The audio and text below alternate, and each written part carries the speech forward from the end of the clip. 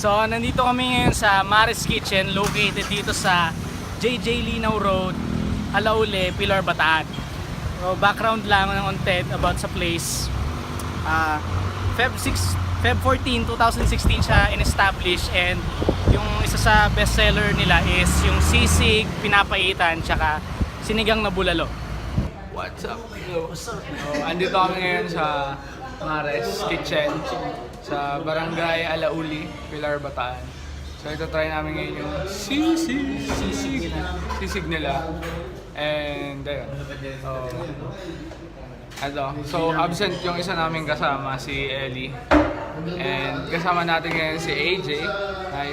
And si Jobel. So, pre, yung opa mo, yung opa. Opa kay Jobel, opa kay Jobel. Yun, so titikman na natin. And sana masarap. Ayan. So ayan, itatry ngayon ni parang Edward yung sisig ng Mares Kitchen. Let's go. Let's go. So, sisig ng Maris Kitchen. Cheers!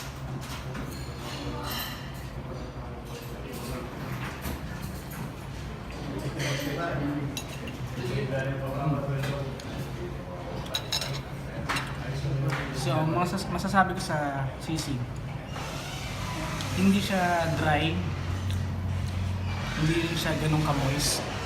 Yung ano niya, yung pagka-moist niya, sakto lang. And yung flavor niya nandun, malasa siya. Hindi siya yung nasa crunchy side na sisig. Kasi yun, para sa price niya, yung proportion, okay siya. Tapos re-rate ko na siya sa flavor, bigyan ko siya ng 7 out of 10.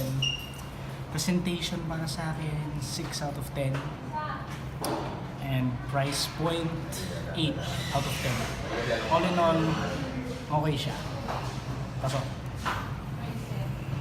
So, try na ni parang Greg yung sisig ng Mares Kitchen. Let's go.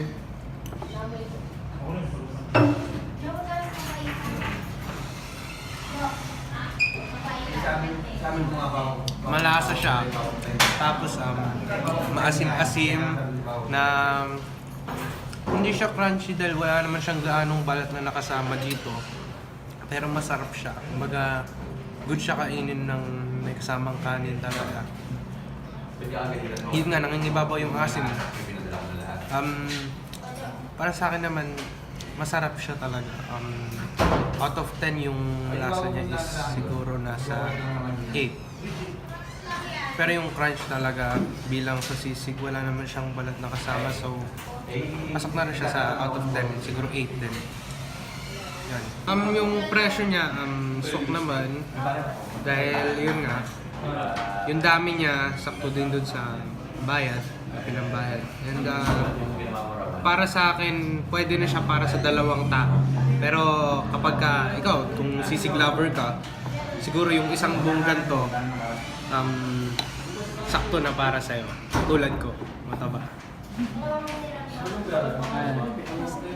So, ayan. Ako naman yung magta-try ng sisig nila.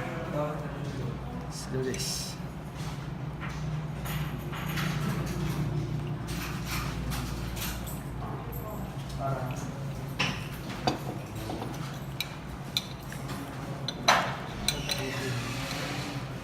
Iba yung taste ng sisig nila dito. So, merong yung may asim. Pero yung asim niya is good. Masarap.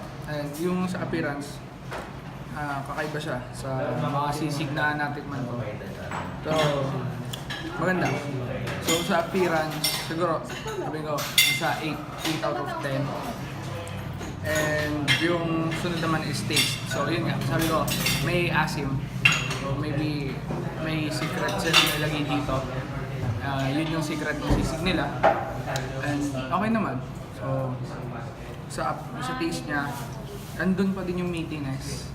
And yun nga, yung may twist may twist yung sisig nila dito. So, bigyan ko na 8 out of 10 din.